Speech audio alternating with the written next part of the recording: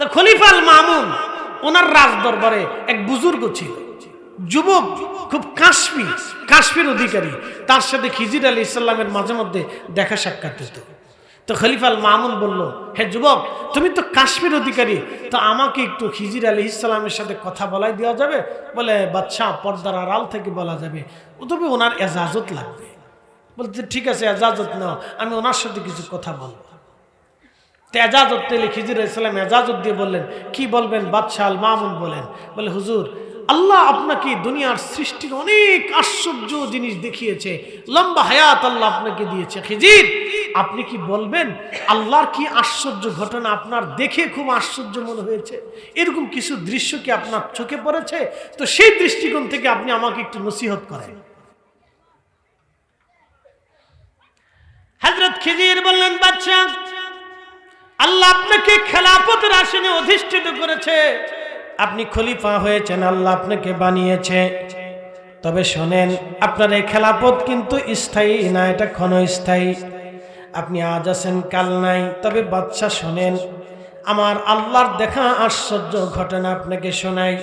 আমি খিজির আল্লাহর দেওয়া রাস্তা দিয়ে চলতেছিলাম, চলতে চলতে চলতে চলতে আমি একটা সুন্দর নগরী দিয়ে যাইতেছিলাম। সুন্দর নগরী, সুন্দর শহর আমি দেখলাম। সুন্দর শহরখানা দেখে আমি রওনা করে চলে গেলাম। ঠিক 500 বছর পরে চলতে চলতে ওই শহরের পাশ দিয়ে আমি যাইতেছিলাম। দেখলাম 500 বছর পরে সেটা আর শহর নাই, সেটা অনেক বড় জঙ্গলে পরিণত হয়েছে। কত বছর পরে? 100 বছর আগে ঢাকার কি হালত ছিল বলেন? বলেন 200 বছর আগে ঢাকার কি অবস্থা ছিল? এখন কি হয়েছে? বুড়িগঙ্গার পানি 50 বছর আগেও মানুষ গোসল করছে, এখন বুড়িগঙ্গার পানির ভিতরে ডুব দিলে সগীরা গুনাহ সব শেষ। বাপরে বাপ, পানি না কি? 1 কোটি মানুষের যত পেশাব, বাথরুম, নাকের সিদ্ধি ফিকদি, ফোয়াশা, আবর্জনা, কাপড়ের ধোয়ার ময়লা, বাথরুমের যা আছে সব বুড়িগঙ্গার ভিতরে চলতেছে। 1 কোটি মানুষের বর্জ্য আবর্জনা চলতেছে। পানি আর পানি আছে। ওই সামনে শীত আসতেছে, বুড়িগঙ্গার পাশে দাঁড়াইলে বাপরে বাপ 1 কিলোমিটার দূর থেকে তার সেন্ট পাওয়া যায়, যে বুড়িগঙ্গার সেন্ট আসতেছে। ওই পাশে মানুষ যে কেমনে থাকে আল্লাহ জানে, ওরা অভ্যস্ত হয়ে গেছে। 50 বছর আগে ওই পানিতে মানুষ গোসল করত, ওই পানি নিয়ে রান্না করত। কি কথা ঠিক আছে না? ওই নদীতে মাছ ধরত। মাত্র 50 বছরের ব্যবধানে পানি, নদী শেষ হয়ে গেল, একটা শহর, সুন্দর শহর হয়ে গেল। এখন বলেন তো, ঢাকা শহর ভেঙে দিতে আল্লাহর কয়দিন লাগবে? কুন, শুধু বলবেন কুন, হয়ে যাও, ফায়াকুন, হয়ে যাবে। ইন্নামা ইযা আরাদা শাইআন আইয়াকুলা লাহু কুন ফায়াকুন। একবার জোরে বলা যাবে কি আল্লাহু আকবার? শুধু মাটি ঝাঁকিয়ে দেবে 1 মিনিট, 8 স্কেলে, বেশি না 8। এরপরে যদি আর একটু বাড়ে 10, শুধু 1 মিনিট ঝাঁকিয়ে দেবে ঢাকা শহরে, নারায়ণগঞ্জে, মুন্সিগঞ্জে, এরপরে নরসিংদীতে, মানিকগঞ্জের যা কিছু আছে মাটির সাথে মিসমার হয়ে যাবে মাত্র 1 মিনিটে। মিনিমাম 50 লক্ষ মানুষ মারা যাবে মাত্র কয়েক মিনিটে, আর 1 কোটির উপরে মানুষ আহত হয়ে যাবে। এরপরে 5-7 দিন, 10 দিনের ভিতরে, আরো 1 মাসের ভিতরে আরো 50 লক্ষ মানুষ মারা যাবে। চিকিৎসাও দিতে পারবে না, খাইতেও দিতে পারবে না, উদ্ধার করতে পারবে না। একটা রানা প্লাজা ভাঙ্গে যাওয়ার কারণে 1 মাসেও একটা প্লাজা ঠিক করতে পারে নাই। ঢাকা শহরের হাজার হাজার বিল্ডিং যখন ভেঙে যাবে, ওই শহরের ভিতর কেউ ঢুকবেও না, জানে ঢুকলে আর বের হতে পারবো না। হেলিকপ্টার দিয়ে উদ্ধার করতে পারবেন না। আমেরিকা থেকে, ভারত থেকে, মায়ানমার থেকে, বিভিন্ন দেশ থেকে হেলিকপ্টার আসতে আসতে উলুতুলুতি শেষ। 3 দিনের ভিতর গন্ধে, পচা গন্ধ বের হয়ে আসবে, দুর্গন্ধে মানুষ স্ট্রোক করে মারা যাবে। আর দেশের হার্টের রোগীর তোর অভাব নাই, ডায়াবেটিস তো কোনো কথাই নেই, এটা ঘরে ঘরে হয়েছে। হ্যাঁ, হার্টের রোগীর অভাব নাই, ফেরত করে পড়ে যায়। মনে কিছু নিয়েন না তো, এটা আল্লাহর দেওয়া গজব, কিয়ামতের আলামত। আল্লাহর নবী বলছেন, উম্মত যখন হঠাৎ মৃত্যুর সংখ্যা বাড়বে তখন বুঝবে এটা আলামতের সুগরা। হঠাৎ মৃত্যু বুঝতেছেন, সকালবেলা গল্প গুজব করিয়া চাটা খাইয়া বাদ যাইয়া ফেরত করে পড়ে কেরাত করে মরে গেছে। হ্যাঁ, হঠাৎ মৃত্যু, এটা কিয়ামতের আলামত। তারপরে মানুষের দেমাগ শেষ হয় না, অন্যের জমি বুঝাই দেয় না, অন্যের দোকান বুঝাই দেয় না, এরপরে সান্দাবাজি করে।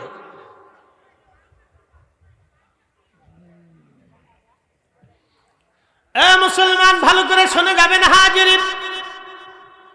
খলিফা আল মামুনকে বলতেছিলেন খিজির আলাইহিস সালাম, ওগো খলিফা, 500 বছর পরে যা দেখলাম সুন্দর একটা শহর। 500 বছর পরে যাওয়ার পরে দেখলাম বিরাট বড় একটা জঙ্গল। একজন কাঠুরিয়া কাঠ কাটে। জিজ্ঞেস করলাম, হে আল্লাহর বান্দা, তুমি এই জঙ্গল কখন দেখলা? বলে, বলো কি আল্লাহর বান্দা, আমার বাবা কাঠুরিয়া ছিল, এখন আমিও কাঠুরিয়া, আমার জন্ম থেকেই আমি এই জঙ্গল দেখতেছি। বলে, এখানে না একটা সুন্দর শহর ছিল। বলে, তুমি পাগল হইছ? কিন্তু সে তো আর খিজিরে ছিল না। খিজির আলাইহিস সালাম খিজিরি, সে তো জানে না। বলল খলিফা মামুন, আমি আবার চলে গেলাম ওই রাস্তা দিয়ে। 500 বছর পরে আমি রওনা করলাম। 500 বছর পরে দেখলাম ওই জঙ্গল নাই, এখন বিরাট বড় মরুভূমি হয়ে গেছে। একসাথে বলবেন আল্লাহু আকবার। 500 বছর পরে জঙ্গল নাই, জঙ্গলটা মরুভূমি হয়ে গেছে। মরুভূমির ভিতরে একজন বান্দা কি যেন খোঁজে। ডাক দিলাম, হে আল্লাহর বান্দা, এইখানে না অনেক সুন্দর একটা জঙ্গল ছিল, মরুভূমি কবে হলো? বলে, বলো কি, আমার আব্বাও এই মরুতে বসবাস করত, আমিও নিজেও মরুতে বসবাস করি, এখানে তো কোনোদিনই জঙ্গল ছিল না। ভালো করে বুঝে যাবেন, আল্লাহ সৃষ্টির পরিক্রমা। ঢাকা শহর 50 বছর আগে এরকম ছিল না, এখন এরকম হয়ে গেছে। বাকি 50 বছর পরে ওইখানে হয়তো কেউ বসবাস নাও করতে পারে, একেবারে বিরান হয়ে যাবে, শিয়াল কুত্তা পর্যন্ত নাও থাকতে পারে। ভাইবেন না, হতেও পারে। খুব মনোযোগ দিবেন। হযরত খিজির বলতেছিলেন, বাদশা গো, এরপরে আমি 500 বছর পর ওই রাস্তা দিয়ে আবার যাইতেছিলাম। যাওয়ার সময় দেখি এটা বিরাট বড় নদী হয়ে গেছে, মরুভূমি নাই, বিরাট বড় নদী, পানি আর পানি, জলরাশি আর জলরাশি। একজন জেলে মাছ মারতেছিল। বললাম, হে জেলে রে, এইখানে না মরুভূমি ছিল, তুমি পানি কোথায় পাইলা? নদী আবার হলো কবে? বলতেছে, বলো কি তুমি, আমি নিজে মাছ মারি, আমার আব্বাও মাছ মেরেছে, আমি জন্ম থেকে এখানে নদী দেখি। কখনোই তো মরুভূমি ছিল না, কখনোই মরুভূমি ছিল না। আপনাদের এই যে পাশেই তো দৌলতদিয়া ঘাট, পাশেই পাটুরিয়া ঘাট, পাশেই গোয়ালন্দ ঘাট। এই নদী একসময় আরো বড় ছিল। এই নদী একসময় অনেক বড় নদী ছিল। আবার এমন একটা সময় আসতে পারে এই জায়গা জমিন থাকবে না, কিন্তু আল্লাহ নদী বানিয়ে দেবে। অথবা এইখানে অনেক সুন্দর শহর হতে পারে, অথবা বিরাট বড় জঙ্গল হয়ে যেতে পারে, অথবা নদী মরে মরুভূমিও হয়ে যেতে পারে।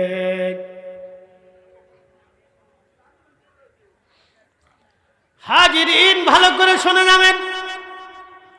হযরত খিজির আলাইহিস সালাম ডাক দেখে, বাচ্চা রে, আমি এরপরে 500 বছর পরে ওই রাস্তা দিয়ে আবার যাইতেছিলাম। যাওয়ার পরে দেখি নদী নাই, জায়গাটা আবার মরুভূমি হয়ে গেছে। আমি দেখি মরুভূমির ভিতরে আর একজন আল্লাহর বান্দা কি যেন খোঁজে। জিজ্ঞেস করলাম, হে আল্লাহর বান্দা, তুমি এইখানে আসো, এইখানটা না মরুভূমি ছিল? বলে, বলো কি, এইখানটা নদী ছিল। বলে, তুমি মরুভূমি কোথায় পাইলা? বলতেছে, বলো কি, আমি তো নিজের জন্ম হয়ে মরুভূমি দেখি, নদী আবার থাকবে কোথা থেকে? বলে, 500 বছর পরে ওই রাস্তা দিয়ে যাওয়ার সময় দেখলাম ওইখানটা আবার জঙ্গল হয়ে গেছে। চিন্তা করলাম, হায় হায়, এত বড় জঙ্গল। কাঠুরিয়া কাঠ কাটে। জিজ্ঞেস করলাম, হে কাঠুরিয়া, তুমি এখানে জঙ্গল কোথায় পাইলা? কবে থেকে জঙ্গল? বলে, বলো কি, আমার বাবাও কাঠুরিয়া, আমিও কাঠুরিয়া, জন্মের পর থেকে আমি জঙ্গল দেখি। বলে, হুজুর খলিফাতুল মুসলিমিন আল মামুন, আমি এই রাস্তা দিয়ে আবার 500 বছর পরে যাইতেছিলাম, যাওয়ার সময় দেখি প্রথম হাজার হাজার বছর আগে যে সুন্দর শহর ছিল তার চাইতেও সুন্দর শহর আবার চমৎকার গড়ে গেছে। জিজ্ঞেস করলাম, ও আল্লাহর বান্দা, শহর কবে হলো? বলে, আমার জন্ম থেকে শহর আমি দেখতেছি। আমি সেই শহর আবার তার চাইতে সুন্দর শহর দেখলাম। আল্লাহ আবার শহর বানিয়ে দিচ্ছে। মালিককে আসতে হয়ে গেল না? জোরে বলেন কে? 1000 বছর আগে দেশে যারে কবর দিছে তার কবরের পাশে যাওয়ার কেউ আছে? এই গোরস্থানের বয়স কত? পাশে গোরস্থানের বয়স কত হবে? 17, 18 বছর, 14 বছর, আচ্ছা 5-7 বছর। তার আগে মানুষ কবর দিত কোন জায়গায়? বাড়িতে, উঠানে, ভিটাতে, জমিনে, সরে। যার কবর সরে ভেঙে নিয়ে গেছে তারা তো আর খুঁজে পাওয়া যাবে না। অনেকের গাছতলায় হয়েছে, ওই গাছতলে এখন বাড়ি হয়ে গেছে, কবরের ঠিকানা নাই। অনেকের কবরের উপরে চুলাও বসছে, অনেকের কবরে বাথরুম হয়ে গেছে। এই জন্য গোরস্থানে কবর দেওয়া উত্তম। একটা গোরস্থান নির্বাচিত রাখা উচিত। আমরা আসলে আমাদের এই দেশের অনেক জায়গায় গোরস্থান নেই, অনেক গ্রামে গোরস্থান নেই, অনেক এলাকায় গোরস্থান নেই। গোরস্থান ভিত্তিক কবরস্থান করা ভালো। অনেকের ভিটা মাটি আবিজাবি, যেখানে রাস্তার কোনাকাঞ্চিতে ভিটাতে কবর দিয়ে রাখছে, ছেলে মরে গেছে, নাতি আসছে, নাতির ঘরের পুতি আসছে, দাদার কবর শেষ, কোথায় চলে গেছে খোঁজ খবর নাই। তো তাদের কবরের পাশে দাঁড়ানোর আজকে কেউ নাই। কিন্তু বিরাট জমিদার ছিল, জমিওয়ালা, জমি জমা নিয়ে খুব যুদ্ধ বিগ্রহ করছে, মারামারি কাটাকাটি খুন খারাপি করছে, কিন্তু কবরে চলে গেছে, তার কবরের পাশে দাঁড়ানোর আজকাল কেউ নাই। বাপ বুঝে যাবেন ওয়াজটা।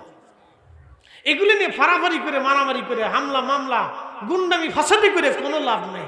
আল্লাহর কসম করে বলি, জীবন অসার, মিথ্যা পরিণত হবে, ধ্বংস হতে হবে আখিরাতে। বড় কঠিন পরিস্থিতি হবে।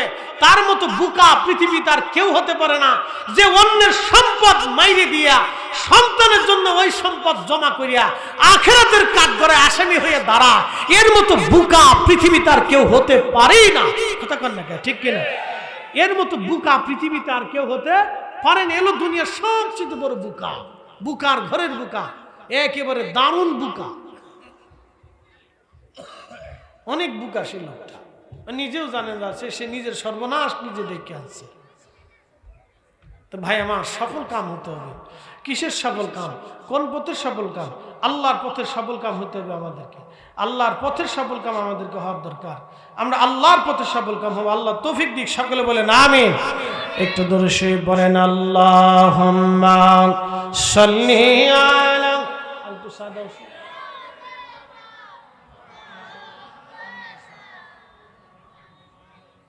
ওয়ালা আলি সাইয়্যিদিনা। হয় না আওয়াজ তোলে, জবান খুলে লা ইলাহা, জোরে, হ্যাঁ, লা ইলাহা, লা ইলাহা হাসবি রাব্বি জাল্লাল্লাহ মা ফি কলবি গায়রুল্লাহ।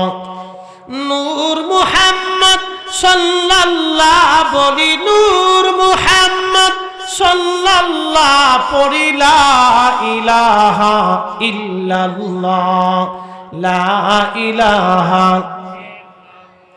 লা ইলাহা ইল্লাল্লাহু মুহাম্মাদুর রাসূলুল্লাহ সাল্লাল্লাহু আলাইহি ওয়াসাল্লাম। তাহলে আমাদের কাজ, আমরা সময় যেন নষ্ট না করি, সময়টাকে কাজে লাগাই।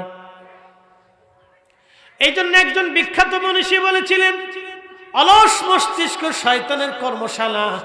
যে মস্তিষ্ক অলস থাকে, যে লোকটা আলসেমি করে ঘুরে বেড়ায়, বেকার থাকে, ওরে শয়তানে তাড়াতাড়ি পায়। এই জন্য উন্নত বিশ্বগুলিতে দেখবেন সবাই কাজ করায়, ওরা পুরুষরাও কাজ করে, মহিলারাও কাজ করে। ওদের 17 বছর পরে থেকে কাজ করতে বাধ্য, একেবারে 70 বছরের বুড়া পর্যন্ত কাজ করে। কাজ না করলে ইউরোপে দেখবেন 70 বছরের বুড়াকেও ঘর থেকে পুলিশে ধরে নিয়ে আসে, তুই কাজ করে খা। আর আমাদের দেশে 70 বছরের বুড়ারে হসপিটালে ট্রেজারি করে তারপরে রোগ ডাক্তারের কাছে নিতে হয়। বলে কারণ কি? কারণ আছে। এখন আপনি দুধ খান না, এর ভিতরে কি খান আল্লাহ জানে। প্যাকেটের যে দুধ বিশ্বাস করে যে না 100% এটা পিওর না শিওর না 2 নম্বর। বাচ্চার চিপস খাওয়াবেন, আমি আপনাদেরকে শুধু এতটুকুন বলে দিয়েছি, বাচ্চারা যে চিপস খায়, আপনি চিপসটা বাড়িতে নিয়ে সুন্দর করে খুলে এরপর একটু আগুন ধরাই দেখেন যে কি খাওয়ান। আপনি পরীক্ষা করে দিলাম, যান আজকে বাজ্যে পরীক্ষা করে চিপসের ভিতরে সুন্দর করে চিপস যাইলে তারপরে গ্যাস লাইট দিয়ে একটু আগুন ধরে দেখেন যে বাচ্চারা কি খাওয়ান। খুব কিনে দিচ্ছে, চিপস খাওয়াচ্ছে, আনবো চিপস আসিস না, এগুলো খাবি না জীবনে। বাচ্চারা তো খেজুর খাওয়ানো অভ্যাস করবেন না জীবনে, ভালো জিনিস তো খাওয়াবেন না, খাওয়াবেন আবি যাবি যত সব পচা গলা। বেটিরা তো এগুলো চয়ে দেয় না, এরা দেয় ফুচকা। হ্যাঁ, এরা আর জীবনে চোখে দেখবেন, এরা ফুচকা দেখে, ফুচকা।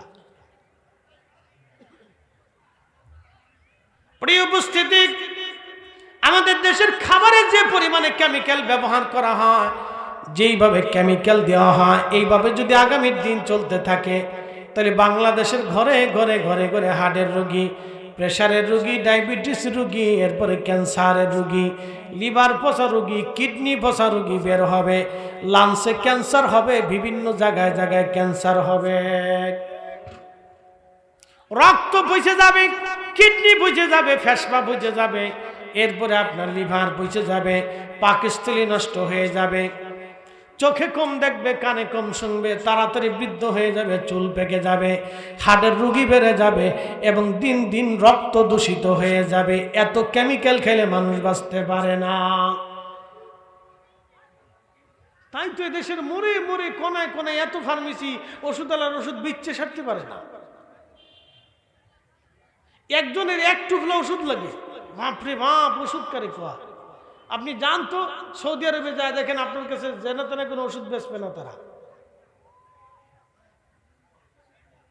এই কথাগুলো কোন যে হুজুর রাজনীতির ওয়াজ করতেছে না, আমরা রাজনীতির ওয়াজ করি না, মানুষের জন্য কথা বলি। কি কথা কর না, ঠিক কিনা?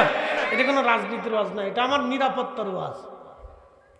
মানুষের জীবনে একটা দেশে বাস করতে হলে তার খাদ্য নিরাপত্তা, তার বাসস্থানের নিরাপত্তা, যে মৌলিক চাহিদাগুলি আছে, আমার জীবনের নিরাপত্তা রাষ্ট্র দিবে। কি কথা কর না, ঠিক কিনা?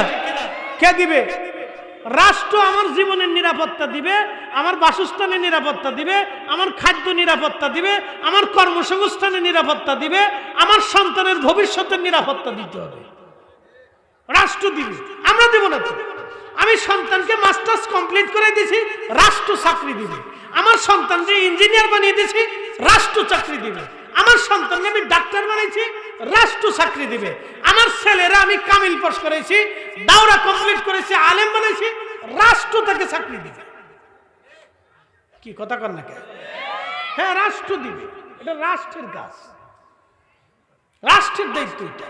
উন্নত বিশ্বগুলোর দিকে যদি তাকান তো দেখবেন ওদের মাস শেষে রাষ্ট্র ওদেরকে ভাতা দিয়ে দেয়, বয়স্ক ভাতা, বিধবা ভাতা, মহিলাদের এই ডিভোর্সি ভাতা, বাচ্চাদের বাচ্চা হওয়ার পরে সে ভাতা দেয়, টাকা দেয়, দুধ কেনার টাকা, খাবার কেনার টাকা বাচ্চাদের ওরা দিয়ে দেয়। এটা উন্নত বিশ্বগুলিতে দেয়, কারণ তারা অর্থনৈতিকভাবে স্বাবলম্বী, তারা দেয়। এই ভাতা কে চালু করছিল জানেন? এটা তো জানেন না, আজকে জানাই।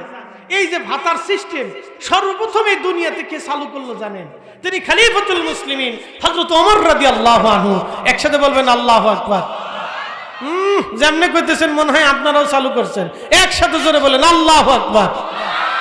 না, আরো জোরে বলেন। ৭,০০০ বছর পৃথিবী শাসন করেছিল রোমানরা, ওরাও চালু করতে পারে নাই। ৪,০০০ বছর পৃথিবী শাসন করেছিল পার্সিয়ানরা, তারাও চালু করতে পারেন নাই। খলিফাতুল মুসলিমিন হযরত ওমর আসলেন, পার্সিয়ান সাম্রাজ্য, রোমান সাম্রাজ্য ওনার পদোন্নত হলো। উনি চালু করে দিয়ে বললেন, আমার মুসলিম মিল্লাতে একটা সন্তান জন্ম নেওয়ার পরেই রাষ্ট্র তাকে ভাতা দিবে, বৃদ্ধের ভাতা দিবে, অন্ধের ভাতা দিবে, ল্যাংড়ার ভাতা দিবে, বিধবার ভাতা দিবে। একসাথে বলবেন আল্লাহু আকবার। মুসলমানরাই রাস্তা দেখাইছে, কিন্তু আমরা মুসলমানরাই এখন সুদানি মুসলমান হয়েছি। একটা আর একটার গুলি করি, ধাম ধাম ধাম ধাম ধাম ধাম করে গুলি করি। সুদানি মুসলমান, সুদানি মুসলমান হইল না, সাবধান। বাপরে বাপ, মুসলমান কারে কয়? একটার একটার গুলি করে মানে আল্লাহু আকবার, আল্লাহু আকবার। কোথার থেকে ইসলাম শিখছে জানি না, গুলি করে মানে আল্লাহু আকবার, আল্লাহু আকবার। মেরে দিছি, সাবার করছি। 1.5 লক্ষ মুসলমান নিজেরা মারামারি করে মরছে 2 বছরে। 1.5 কোটির মতো মুসলমান ঘর ছাড়া। সুদানি মুসলমান এটা হইল না, কিন্তু সাবধান। তো ধর্ম যাবে, জিন্দিগিও যাবে, জীবনও যাবে, সংসারও যাবে, বাচ্চা কাচ্চাও যাবে, সব হারাবে। এক মুসলমান আর এক মুসলমানের মেয়েরে ধরে এনে ধর্ষণ করতেছে, সুদানি মুসলমান। শুনলে গা শিহরে উঠবে, লজ্জা করবে, লজ্জা। রাসূলের জিন্দেগি পড়বেন, সাহাবায়ে কেরামের জিন্দেগি পড়বেন, আর এগুলো শুনলে লজ্জা করে যে আমরা মুসলমান হইছি, আসলে মুসলমানই হইতে পারি। কি কথা কন না? সফল কাম তো আরো পরের গল্প, তো মুসলমানই তো হইতে পারি। কষ্ট হইতেছে আপনাদের না? আমার পরে যিনি আসবেন তিনি চমৎকার আলোচক। প্রত্যেক বক্তার কথার ভিতরে, কোন কোন বক্তার কথার ভিতরে আলাদা আলাদা ঘ্রাণ থাকে। এক আতরের সব আতরের কিন্তু এক ঘ্রাণ না, সব ফুলেরও এক ঘ্রাণ না। এই জন্য এক একজন বক্তার এক এক ধরনের কথা, কোন কথা আপনার জীবনে কাজে লাগবে আমরা কিন্তু কেউ জানি না, কেউ জানি না। এই জন্য সবার ওয়াজ শুনবে, বসে থেকে শুনে তারপরে দোয়া দুরুদ করে তাবারক নিয়ে চলে যায় না। অনেকে ভাবে যে প্রধান বক্তা উঠছে তো আমু যাই গিয়ে, না, এটা করবেন না। প্রত্যেক বক্তা যখন আসবে তার কথা শুনবে। আমরা বেশি লম্বা করব না, আমিও বেশি সময় দেব না। আমার আরেকটা প্রোগ্রাম আছে, দাওয়াত নেওয়ার সময় বলছিলাম যে আমার বাদেশা দিয়ে, তো আমার সাথে কথা নেই, আমার ছোট ভাইটার সাথে কথাই ছিল। তো অসুবিধা নেই, টাইম মতোই কমিটি আমাকে দিছে, ওদেরকে ধন্যবাদ যে সময় ঠিক মতো রাখছে। ওরা ভাবছিল যে হুজুর মনে হয় সামনে লোকজন ফাইতো না। আমরা ফাই না ফাই ও আসতে শুরু করি, তারপর দেখা যাবে। তো দেখলাম না, কিছু লোক ভালোই এসে বসে পড়ছে, আলহামদুলিল্লাহ বললেন না। আর কিছু লোক এখনো কুয়াশা খাচ্ছে, খায় যদি মজা পাই তো খা। আমি এক চাচারে জিজ্ঞেস, চাচা বিড়ি কয়টা লাগে? কয় চাচা 60টি বিড়ি খাই। হেও মানুষ, কয়টা বিড়ি খায়? 60টি বিড়ি খায়।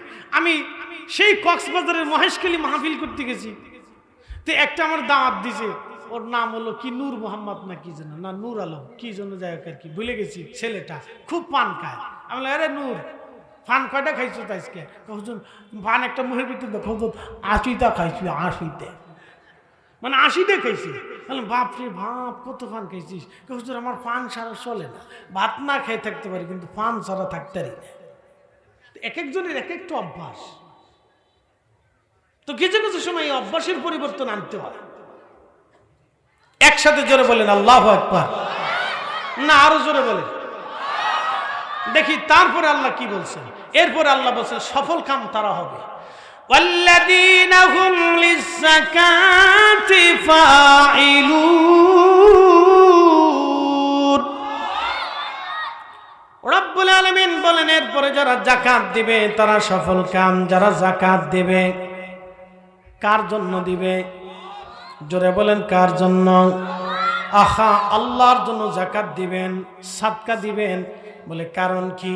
বলে দিয়ে যায়, আমাদের যে আল্লাহ আমাদেরকে দুনিয়াতে যে বাসস্থান দিলেন, আমাদের জন্য যাহা যা আল্লাহ দিলেন, কুকুরকে কিন্তু আল্লাহ তা দেন নাই। শীত এসে গেল, আমরা বাড়ি লাইট জ্বালাইলাম, বাতি জ্বালাইলাম, বাড়িঘর সুন্দর করলাম, ঘিরলাম, এরপরে কাঁথা কম্বল পেঁচায় রাত্রিবেলা ঘুমাইলাম, কিন্তু কুত্তারে কোনোদিন কাঁথা দেন নাই, কুত্তারে কোনোদিন বিছানা দেন নাই, কুকুরকে কোনোদিন আপনি বালিশ দেন নাই, কম্বল কখনো দেন নাই। কুত্তাটা বাড়ির সামনে পাহারা দিল, সারা রাত ঠান্ডার মধ্যে কাঁপে আর পাহারা দেয়, ঠান্ডার মধ্যে কুচু মুচু হয়ে বসে আবার পাহারা দেয়। আপনি ঘরের মধ্যে গরমের ভিতরে ফ্যানের বাতাস খাইলেন, কিন্তু কুত্তার কখনো বাতাস দেন নাই। ও প্রচন্ড গরম হইলেও উঠানের সামনে ওইভাবেই থেকে থেকে পাহারা দেয়। আপনার বাড়ির যে গরুটা আছে, এই গরুটাকে আপনি লালন পালন করলেন 5 বছর। 5 বছর পর্যন্ত আপনি তার ঘরের মধ্যে বেঁধে রাখছেন।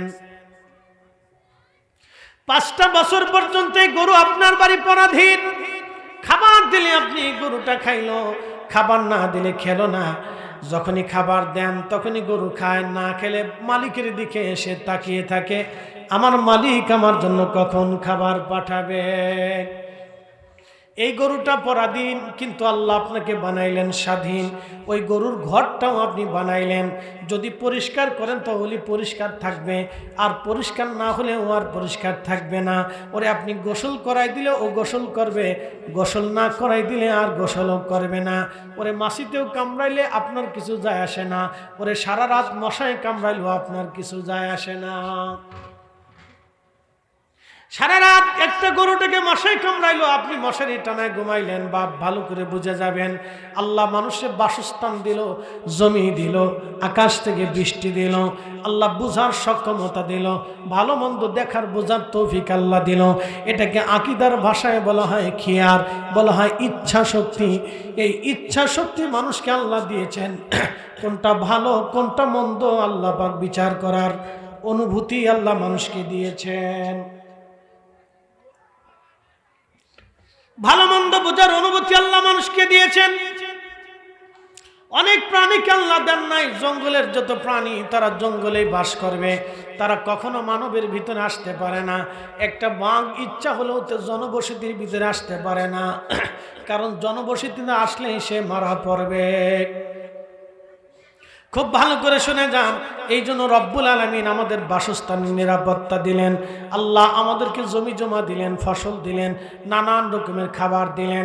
আপনি ইচ্ছা করলে গরু রান্না করতে পারেন, ইচ্ছা করলে মুরগির গোশত খেতে পারেন, ইচ্ছা করলে মাছ শাক সবজি দিয়ে খেতে পারেন, কিন্তু আপনার বাড়ির কুকুরের কোনো ইচ্ছা শক্তি নাই। মালিক যা খাবে সে তাই খাবে। কথা ঠিক আছে না? বাড়ির যে বিড়ালটা, মালিক যা খাবে বিড়ালটা তাই খাবে। ও দরিকান্দির মুসলমান, ভালো করে শুনে নেন। এই জন্য আল্লাহ বললেন সফল কাম তারা হবে যারা ওয়াল্লাযীনা হুম লিযাকাতি ফাইলুন, যারা নিজের অর্থ থেকে, মাল থেকে, রিজিক থেকে যাকাত দেবে। কার জন্য দেবে?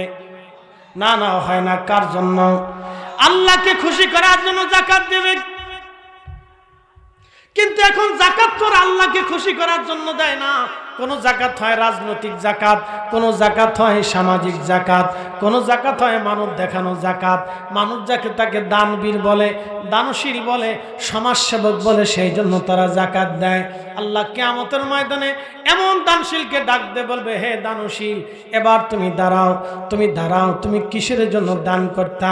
বলে রব্বুল আলামিন তোমাকে খুশি করার জন্য দান করতাম। আল্লাহ বলবেন তুমি মিথ্যা বলেছ, আমাকে খুশি করার জন্য তুমি দান করো নাই। মানুষ যাতে তোমাকে সমাজ সেবক বলে, তোমাকে যাতে মানুষ এই কি বলে সমাজ সেবক বলে, তোমাকে যাতে মানুষ দানবীর বলে, সেই জন্য তুমি দান করতা।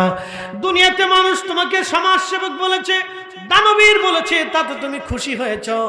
যাও, দুনিয়ায় প্রতিদান তুমি পেয়ে গেছো, আজকে হাসরের ময়দানে কোনো প্রতিদান তুমি আমার কাছে পাবা না।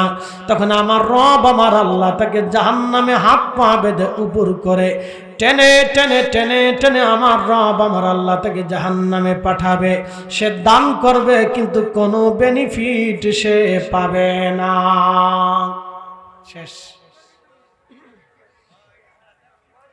আল্লাহ বলেন ওয়ানফিকু মিম্মা রাযাকনাকুম মিন ক্বাবলি আইয়াতিয়া আহাদাকুমুল মাউত। এরে বান্দা, তোমাকে যে রিজিক আমি দিলাম, ইচ্ছা করলে আপনি এই মাটির ভিতরে ধান বনাইতে পারেন, ইচ্ছা করলে গম বনাইতে পারেন। এই মাটিতে গম হবে, ধান হবে। এটা গম এবং ধান ফসল হওয়ার উপযোগী আল্লাহ করে দিয়েছেন। এখন যদি মনে করেন আপনি আল্লাহর সাথে পাল্লা দিয়ে গম লাগাবেন, তাহলে এই মাটিতে গম না লাগাইয়া সাহারা মরুভূমিতে যা গম লাগায় দেখেন হয় কিনা? হবে? সাহারা মরুভূমিতে যান, অথবা এই নদীর বালুচরের ভিতরে যান, যদি এত ধান ফলাইতে পারেন তাহলে বালুচরের ভিতরে ধান লাগান, ধান হবে না। বলে কারণ এটা উপযোগী করে নাই, আল্লাহ মাটিটাকে উপযোগী করে দিয়েছেন। এই জন্য আল্লাহর দেওয়া রিজিক থেকে আল্লাহ বললেন তোমরা আমি আল্লাহর পথে দান করো, তোমার মৃত্যু আসার আগে তুমি দান করো। মিন ক্বাবলি আইয়াতিয়া আহাদাকুমুল মাউত, তোমার মরণ আসার আগে তুমি দান করো। জিন্দেগি তোর যাইরে ফাঁকি দিয়া রে সোনার আদম, জিন্দেগি তোর যায় ফাঁকি দিয়া। ও আদমরি পাগ ধরিয়া গেছে দাড়ি, দন্ত মাসে গোটা চারি, সমন জারি গিয়াছে করিয়ারে সোনার আদম, জিন্দেগি তোর যাই ফাঁকি দিয়া। জিন্দেগি তোর যাই রে ফাঁকি দিয়া রে সোনার আদম, জিন্দেগি তোর যাই ফাঁকি দিয়া।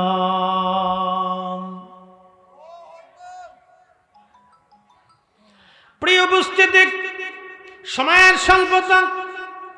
এরপরে আল্লাহ বলেন ওয়াল্লাযীনা হুম লিফুরুজিহিম হাফিজুন।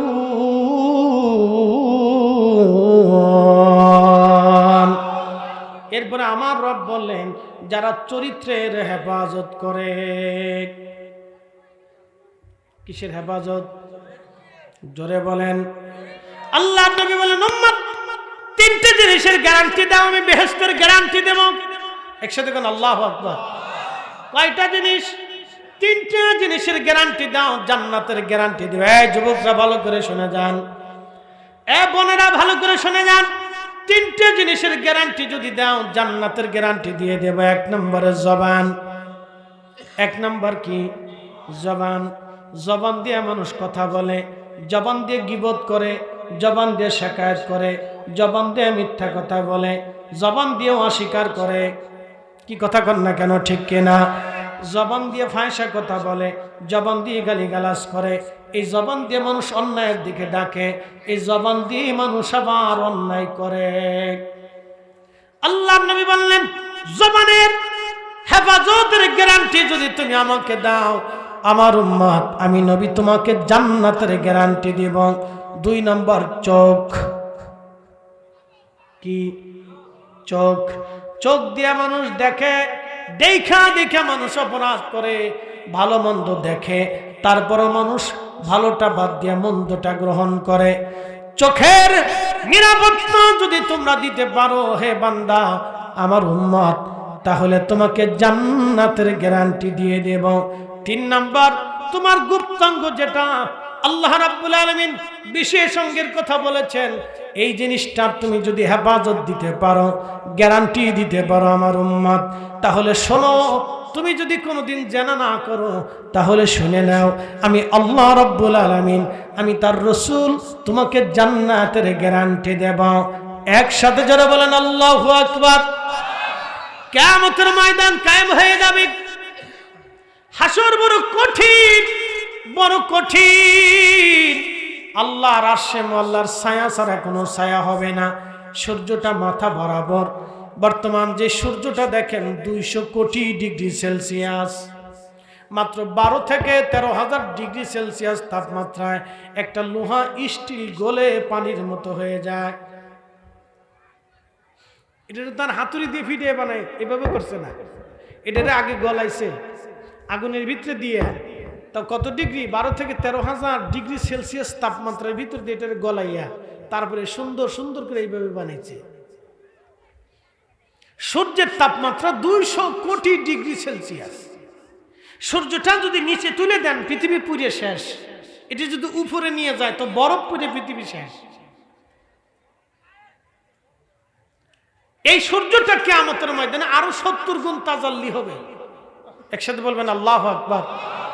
ভাই কত গুণ? জোরে বলেন কত গুণ? তাই নামাজের দরকার আছে কি না? না একসাথে বলেন, ভয়ে ভয়ে বললেন না। আমি জোর করে নামাজ পড়াচ্ছি না, অসুবিধা না। আপনার কবরে আপনি যাবেন, নামাজ না পড়লে আমার সাথে কি?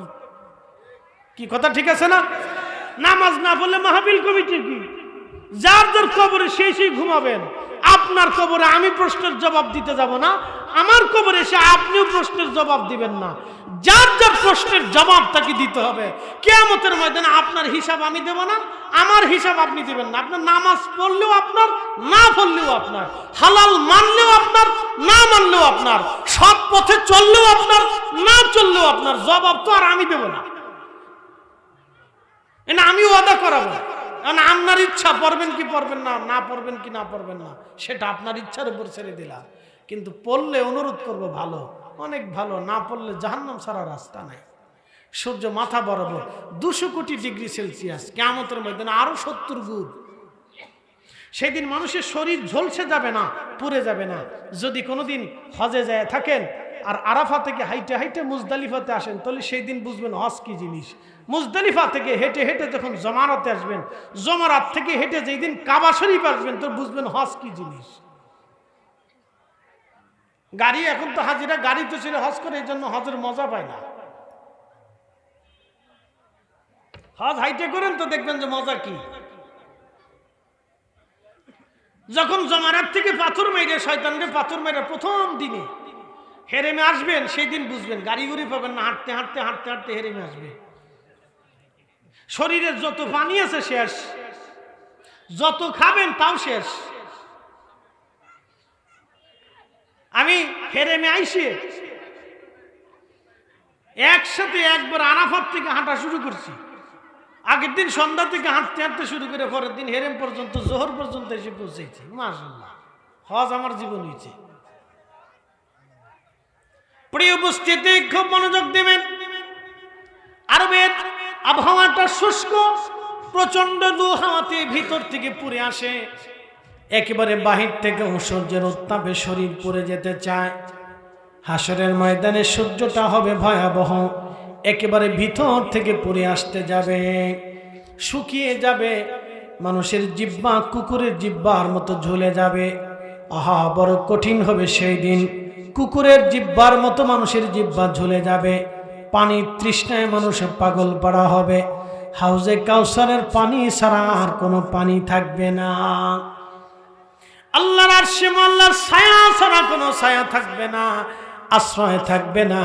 সেই দিন আল্লাহর নবী বলেন, ও যুবক, তোমাকে আমি সেই দিন আরশে আল্লাহর ছায়ার গ্যারান্টি দিয়ে দিলাম।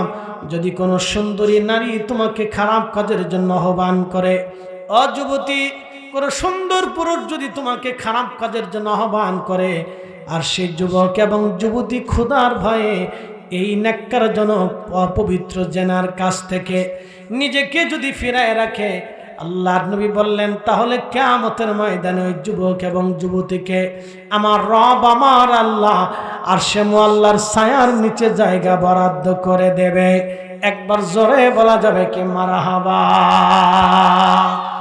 قد أفلح المؤمنون الذين هم في صلاتهم خاشعون।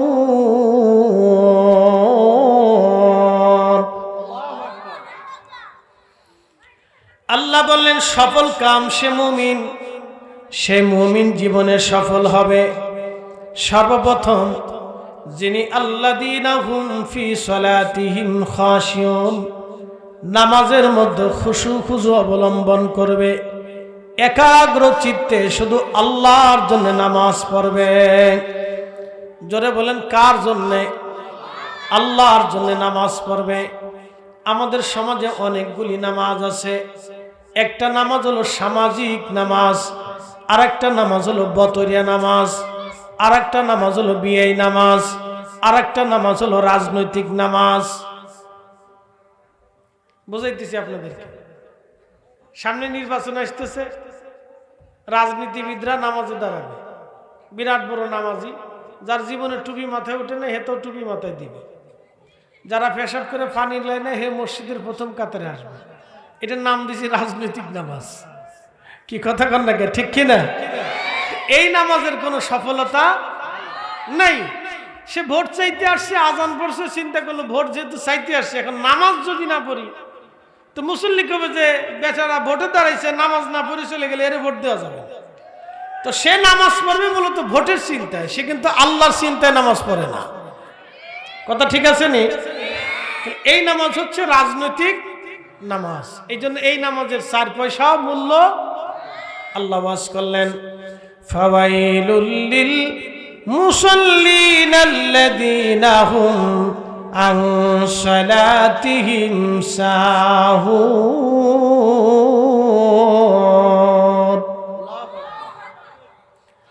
ফাওয়াইলুল লিল মুসাল্লিন, তিনি সেই নামাজি কপাল পোড়া যে মানুষ দেখানোর জন্য নামাজ পড়ে। ফাওয়াইলুল লিল মুসাল্লিন আল্লাযীনা হুম আন সালাতিহিম সাহুন।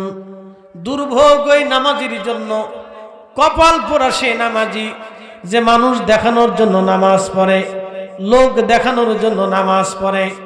আজকে যেমন জুমার নামাজে কিছু মুসল্লি আসছিল, সারা সপ্তাহে নামাজ পড়ে না, কিন্তু আজকে জুমার জন্য নামাজে দাঁড়াইছে, এটার নাম হলো বতরিয়া নামাজি। কি মনে কিছু নিয়েন না? বতরিয়া নামাজি, শোনেন শোনেন মুসল্লিরা, কথা কওয়া যাবে না, আমার খালি শুনতে হবে। আপনারা বতরিয়া নামাজির তালিকার ভিতরে পড়ে গেছে, খালি শুক্রবারে যাবে, এছাড়া আর বাকি ওক্তে কোনো খুঁজে পাওয়া যায় না। শুধু জুমার দিনে নামাজে যাবে, আর নামাজ নেই। জুমার দিনের আজান পড়লে মুসল্লি সেজে গুজে সুন্দর করে পরিপাটি হয়ে গোসল টোসল করে আতর গোলাপ লাগায়া, সেন্টেন্ট লাগায়া, একটা পাঞ্জাবি গায়ে দিয়ে, মাথায় একটা টুপি লাগায়া, সারা সপ্তাহে পাঞ্জাবি গায়ে দেয় না, জুমার দিন আসলে পাঞ্জাবিটা গায়ে দিয়া সুন্দর একটা বেশভূষা দিয়ে আতর গোলাপ লাগায়া মসজিদে যায়, বসে যায়। তাও কোন সময় যায় জানেননি? মুয়াজ্জিন যখন সানিয়া আযান দেয় তখন ঢুকে, আর ইমাম সাহেব সালাম ফেরানোর সাথে সাথে মনে হয় মসজিদে আগুন লাগছে। কি কথা ঠিক আছে না? এটা হলো বতরিয়া নামাজি। বতরিয়া আমরা বাড়ি কিন্তু ফরিদপুর, এই যে আমাদের এটা সিজনটা কয় বতর। তা আপনাদের মানিকগঞ্জে কি কয়? বতরি নি, তাহলে বতরিয়া নামাজি, বুঝতে পারছেন? এইরকম নামাজি আছে। তো সফল কাম কি হবে? আল্লাহ সেই ওয়াজ করছে কোরআন, আমি সেই সফল কামের ওয়াজ আপনাদেরকে শোনাবো। আমরা সবাই সফল হইতে চাই। আচ্ছা বলেন তো, যিনি গোরস্থানে ঘুমিয়ে গেলেন, তার গোরস্থানের কবর কয় হাত? জোরে বলে। মানিকগঞ্জের সবচেয়ে ধনী যে, তার কয় হাত? একবারে সবচেয়ে মিসকিন যে, তার কয় হাত? তো এবার বুঝেন লাভ কি? আরেকজনের জমি যে কাইরে নিছে, লাভ কি হয়েছে? আরেকজনের জমি যে মাইরে দিছে, কি লাভ হইছে? আরেকজনের জায়গা দখল করে নিছে, কি লাভ হইছে? আরেকজনের দোকান দখল করছে, কি লাভ হইছে? চান্দা তুলে খাচ্ছে, তাতে কি লাভ হইছে? কোনো লাভ নেই। নিজে বুঝে না, কোনো লাভ নাই, কোনো ফায়দা নেই। তো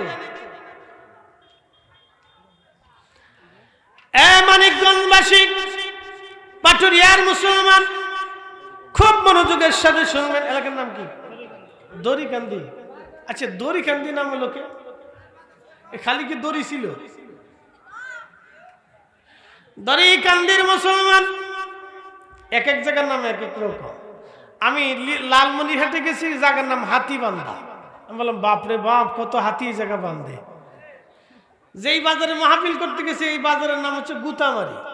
জায়গা আরো ভালো হয়েছে, হাতিবান্ধা থানার গুতামারি বাজার।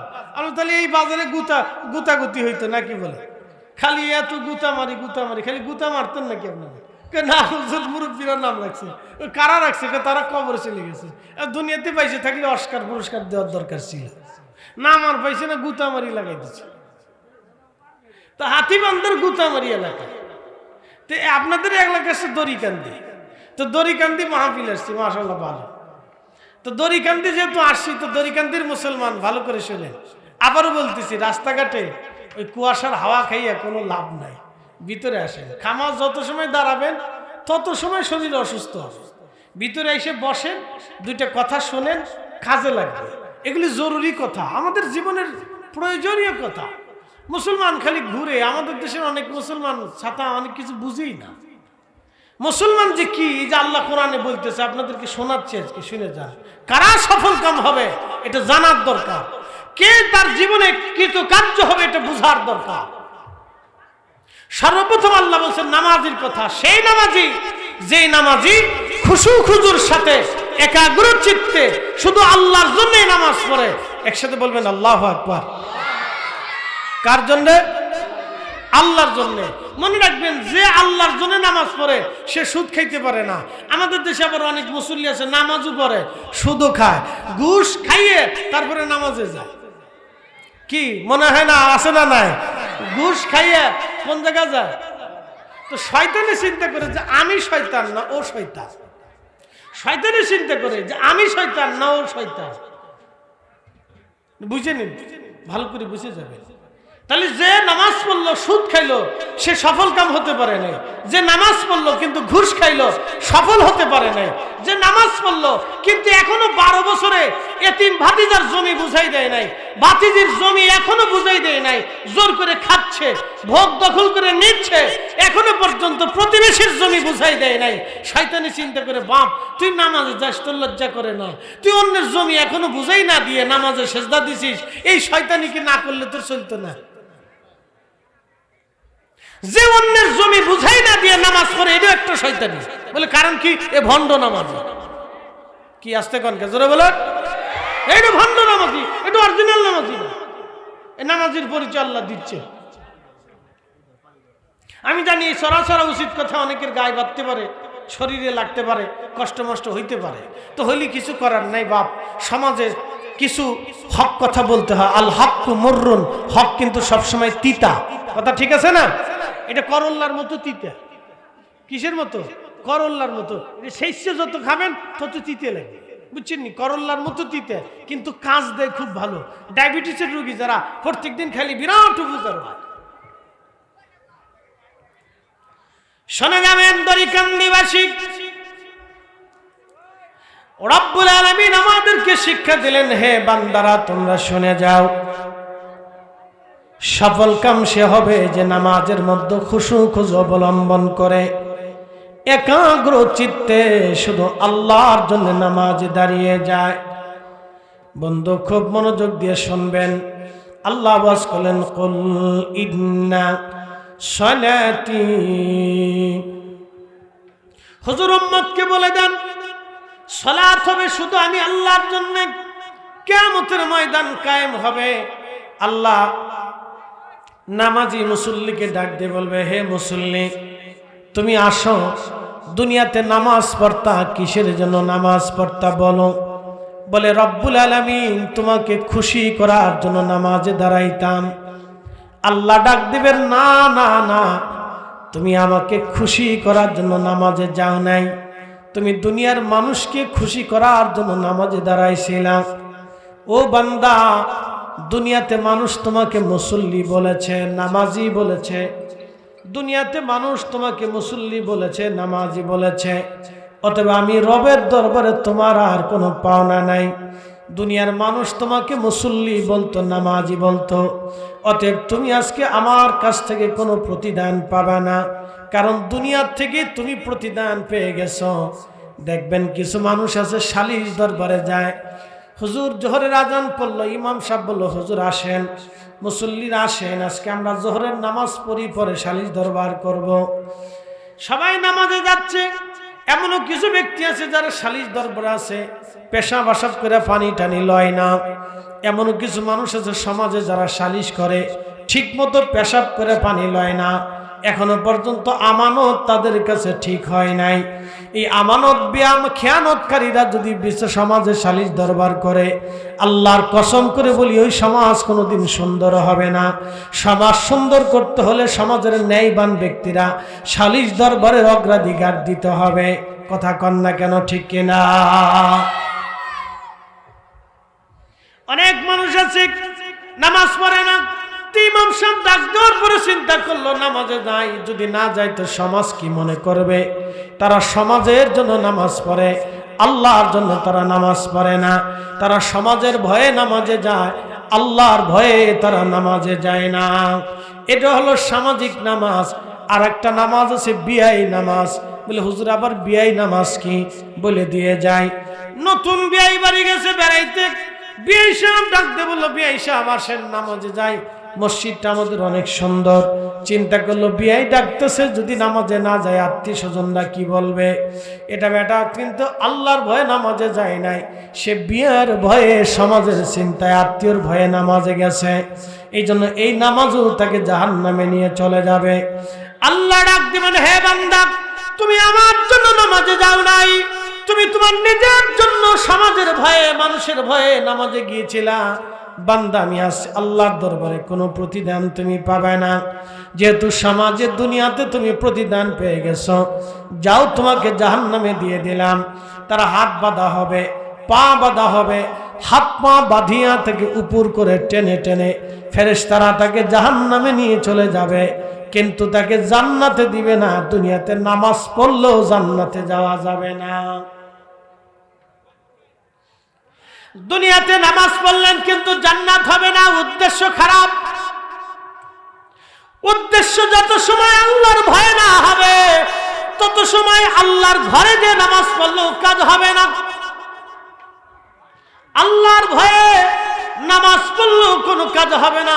উদ্দেশ্য যদি আল্লাহর জন্য না হয়, তাহলে যত সময় পর্যন্ত আল্লাহর ভয়ে না দাঁড়াবেন, তত সময় পর্যন্ত নামাজ আপনাকে জান্নাতের চাবি হতে পারবে না। আপনার সালাতু মিফতাহুল জান্নাত যদি দেখতে হয়, তাহলে সেই নামাজ আল্লাহর জন্য পড়া লাগবে, শুধু আল্লাহর জন্য পড়া লাগবে, আল্লাহর উদ্দেশ্যে নামাজ পড়া লাগবে, আল্লাহর উদ্দেশ্যে নামাজ পড়া লাগবে। মনে রাখবেন, কিয়ামত কায়েম হয়ে যাবে। কিয়ামত কায়েম হয়ে যাওয়ার পরে আমার রব আল্লাহ জিজ্ঞেস করবে, বান্দা, তুমি তোমার জীবনের নামাজের হিসাব আমাকে দাও। একসাথে বলেন, কিসের হিসাব? নামাজের হিসাব তুমি আমাকে দাও। বান্দা নামাজের হিসাব যদি না দিতে পারে, তাহলে বান্দার বাকি হিসাবগুলি বড় কঠিন হয়ে যাবে। আর বান্দা যদি নামাজের হিসাব বুঝাই দেয়, আল্লাহ আমি নামাজ পড়েছিলাম, দুই একটা তো কাজা হয়ে গেছে, আল্লাহ সে কাজাটা আদায় করেছিলাম, অথবা ভুলে নফসের খায়সে পড়ে নামাজ পড়ি নাই, আল্লাহ আপনি আমাকে মাফ করে দেন, দুই এক তো ছুটে গেছে, তাহলে আল্লাহর দয়া হলে আল্লাহ মাফও করে দিতে পারে। কিন্তু আপনি যদি দুনিয়ার উদ্দেশ্যে মানুষকে খুশি করার জন্য নামাজ পড়েন, এই নামাজ আল্লাহর দরবারে 4 পয়সা মূল্য হবে না, 1 পয়সারও মূল্য দেবে না। এই নামাজ আপনাকে জান্নাতের চেহারা দেখাবে না। আর নামাজ পড়ার পরে যদি মনে করেন সুদের কারবারি না যায়, ঘুষের কারবারি না যায়, ইন্নাস সালাতা তানহা আনিল ফাহশাই ওয়াল মুনকার, আল্লাহ বললেন নিশ্চয় সালাত মানুষকে খারাপ কাজ থেকে ফিরিয়ে রাখে। যে নামাজ পড়বে সে মিথ্যা বলা থেকে দূরে থাকবে, যে নামাজ পড়বে সে সুদ মুক্ত হয়ে যাবে, যে নামাজ পড়বে সে ঘুষ মুক্ত হয়ে পড়বে, যে নামাজ পড়বে সে অন্যায় মুক্ত হয়ে যাবে, যে নামাজ পড়বে সে হালালের জিন্দেগি গঠন করবে, যে নামাজ পড়বে সে অন্যের সম্পদ মেরে খেতে পারে না, যে নামাজ পড়বে সে অন্যের ক্ষতির চিন্তা মগজে আনতে পারে না। নামাজের শর্ত শুনে যে নামাজ পড়বে সে অন্যের ক্ষতির চিন্তা করতে পারে না, যে নামাজ পড়বে অন্যের ক্ষতির চিন্তা করতে পারে না। এইরকম যদি নামাজি হতে পারেন, তাহলে অবশ্যই আপনার জন্য আল্লাহ প্রতিদান হিসেবে জান্নাত রেখে দিয়েছে। পরবর্তীতে আমি আসতেছি, কিয়ামতের ময়দানে একদল মানুষ জাহান্নামের দিকে চলে যায়। আল্লাহ ডাক দেবেন, তোমরা কেন জাহান্নামে যাও? তারা জবাব দিবে, লাম নাকু মিনাল মুসাল্লিন, আমরা মুসল্লিদের অন্তর্ভুক্ত ছিলাম না, আমরা মুসল্লি ছিলাম না, নামাজীদের অন্তর্ভুক্ত ছিলাম না, এই জন্য আল্লাহ আমাদেরকে জাহান্নাম দিয়ে দিচ্ছে। মুসল্লিদের অন্তর্ভুক্ত ছিলাম না, এই জন্য আল্লাহ আমাদেরকে জাহান্নাম দিয়ে দিচ্ছে। তার মুসল্লি হতে হবে। কি মুসল্লি? কুল ইন্না সালাতি, নামাজ আমার জন্য, ওয়া নুসুকি, কুরবানি আমার জন্য, ওয়া মাহইয়ায়া, জিন্দেগি আমার জন্য, ওয়া মামাতি, মৃত্যু আমার জন্য, লিল্লাহি রাব্বিল আলামিন, আল্লাহর জন্য। একসাথে বলেন কার জন্য? হয় না, জোরে বলেন কার জন্য? জোরে বলেন কার জন্য? তো যে আল্লাহর জন্য কুরবানি করে, যে আল্লাহর উদ্দেশ্যে কুরবানি করে, যে আল্লাহর জন্য ত্যাগ করে, যার জিন্দেগি আল্লাহর জন্য হয়ে যায়, যার মৃত্যুটাও আল্লাহর জন্য হয়ে যায়, যার সালাতও আল্লাহর জন্য হয়ে যায়, আল্লাহ বলতেছেন সে সফল কাম। قد أفلح المؤمنون, সে সফল কাম মুমিন। الذين هم في صلاتهم خاشعون, যে নামাজে খুশু অবলম্বন করে, শুধু আল্লাহর রাহে নামাজে দাঁড়ায়, আল্লাহর উদ্দেশ্যে নামাজে দাঁড়ায়, আল্লাহকে খুশি করার জন্য নামাজে দাঁড়ায়, এই লোকটাই হচ্ছে সফল কাম। একসাথে বলবেন আল্লাহু আকবার। তাহলে সফলতার প্রথম ধাপ কি? নামাজ। একসাথে বলেন মুমিনের জীবনের সফলতার প্রথম ধাপ কি? কি নামাজ? ফাওয়াইলুল লিল মুসাল্লিন না আল্লাহর জন্য? একসাথে বলেন কার জন্য? তো যে নামাজ পড়ে সে সুদ খাইতে, যে হাজি হজ করে আসছে সে ঘুষ খাইতে, বহু হাজি হজ করে আসার পরে সুদ ঘুষ ছাড়ে না, সুদ ছাড়ে না। মাঝে মধ্যে চিন্তা করি আল্লাহু আকবার, হাজির জীবনে পরিবর্তন হয় না, কারণ কি? বহু হাজি হজ করে আসার পরে চুরি করে, হ্যাঁ মানুষের হক চুরি করে, ডাকাতি করে, চান্দাবাজি করে, নাম দিয়েছে হাজি অমুক, পুরে সর্বনাশ। এর লেগে ঘটনা কি? হাজি হজ করে যাওয়ার পরেও চরিত্রের পরিবর্তন না, হেরা যায় কুলুর টাওয়ারে থাকে, প্রত্যেক দিন 1 লাখ টাকা খরচ। কুলুর টাওয়ার, মক্কায় কুলুর টাওয়ার আছে, বিরাট দামি হোটেল, যত টাকা দিবেন তত ভিআইপি থাকতে পারবে। এত ভিআইপিতে হজ করিয়ে এই জন্য হাজির পরিবর্তন হয় না। আগে 100 বছর আগে, 50 বছর আগে যখন হাজি হজ করতে গেছে, তখন হাজি হজ করে আসার পরে ওলি আল্লাহ হয়ে কবরে গেছে। এই কথা কর না, জোরে বলেন, ওলি হয়ে কবরে গেছে। এখন হাজি হজ করে আসার পরে ফাজি হয়ে যায়, চরিত্রের পরিবর্তন হয় না। কারণ কি জানেন? ব্যাখ্যা করে শোনাচ্ছি আপনাদেরকে। এখন হজ করে না, পিকনিক করে, আমি নিজেও জানি না। খুব দামি হোটেলে থাকে, যত দামি প্যাকেজ তত দামি খাবার, যত বেশি টাকা তত দামি হোটেল, যত বেশি টাকা তত মিনাতে জমারাতে শয়তানের কাছাকাছি আপনারা জায়গা দেবেন, যাতে হাইটে শয়তানের কাছে যাইতে সময় কম লাগে, শয়তানের ভাতর মাইরিয়া মিনা এসে ঘুমাইতে তত আরাম লাগে। আর তাবু দিবে খুব দামি আছি, ভিতরে সোফা টুবা দিয়ে সুন্দর করে সিস্টেম করে দিবে। আমাদের এমপি মন্ত্রী যারা হজ করতে যায় খুব আরামের হজ, শয়তানে হাসে, আমি যদি শয়তান হই তাহলে তোরা কি? হ্যাঁ, সোজা হিসাব মেরে দিলাম, ভয় ডর করে কথা বলতেছি না, হিসাব যা সহজ হিসাব। আর আগের হাজিরা হজ করার জন্য যাইতে হইতো চট্টগ্রাম বন্দরে, চট্টগ্রাম বন্দর থেকে জাহাজে চড়িয়ে 3 মাস পর্যন্ত, 2 মাস পর্যন্ত জাহাজ চালায়, তারপরে গেছে জেদ্দা। জেদ্দা যাই নামার পরে হাইটে হাইটে হাইটে হাইটে মক্কায় গেছে। মক্কা থেকে কয়েকদিন বিশ্রাম করে কাবা শরীফ এই আনুষঙ্গিক কার্যবাহী শেষ করে ওমরা করিয়ে তারপরে কিছুদিন বিশ্রাম করে আবার হাঁটা শুরু করে মিনায় গেছে। মিনার থেকে তাবু টাবু গাইডে ওইখানে রান্না বান্না করে নিজেরা খাইয়ে হাঁটতে হাঁটতে আরাফাতে গেছে। আরাফাত থেকে মাগরিবের নামাজ পর্যন্ত বসে থেকে মাগরিবের নামাজ না পড়িয়ে সূর্য ডুবার সাথে সাথে রওনা দিয়ে এই মুজদালিফাতে আসছে। হাইটে হাইটে মুজদালিফাত থেকে আইসে ওখান থেকে নিজেরা খেজুর রুটি, শুকনা রুটি টুটি ছিল, এখনকার মতো এত ভিআইপি ছিল না। এখন তো হাজিদের রাস্তার পাশে পানিওয়ালারা এমনি দাঁড়ায় দেখে হাজি হাজি মুইয়া, হাজি মুইয়া, হাজি মুইয়া, হাজি হাজি মুইয়া, এমনি এমনি হাজি মুইয়া, হাজি মুইয়া, ফানির ওরা মুইয়া, হাজি মুইয়া, হাজি মুইয়া, ফানি এমনি দেখে হাজি মুইয়া খা, প্যাকেজ দেয়, জুস দেয়। তখন আর জুস মুস ছিল না, তখন কদ্দুর শুকনা খেজুর দিয়ে, শুকনা রুটি দিয়ে ফানির ভিতরে ভিজাইয়া তো ফানি কান্দে করে নিয়ে যাওয়া লাগছে। জমারাতে আসছে, মিনার পাশ দিয়ে হাঁটতে হাঁটতে মুজদালিফা থেকে জমারাতে এসে শয়তানরে পাথর মারছে। তখন শয়তানের গায়ে ব্যথা লাগছে। এখন শয়তান জমারাতে দাঁড়ায়, দেখে কোন হাজি আমার পাথর মারে, তো দেখে কদ্দুর সুদে হাজি হয়েছে। তো শয়তানে হাসে, কয় বাপ রে বাপ, তুই শয়তান, আমি শয়তানরে পাথর মারের লেগে আইছো। বুঝে যা, এই জন্য হাজি হজ করে আসার পরে চরিত্রের চেঞ্জ হয় না। কারণ শয়তান দিয়ে সব হাতর মারে নাই, শয়তানে উল্টে দাঁড়ায়, তুই শয়তান না আমি শয়তান দে। মুসলমান দরিকান নিবাসী মানিকগঞ্জের মুসলমান ভালো করে বুঝে যাবেন, হজ আমাদের বোঝার দরকার, সফল কাম করা হবে বুঝে নিতে হবে। শয়তান দাঁড়ায় দেখে কিছু ঘুষে হাজি শয়তানকে পাথর মারার জন্য আসছে, পাথর হাতে নিয়ে বিসমিল্লাহ আল্লাহু আকবার বলে পাথর মারকে মসজিদকে দিলাম শয়তানকে।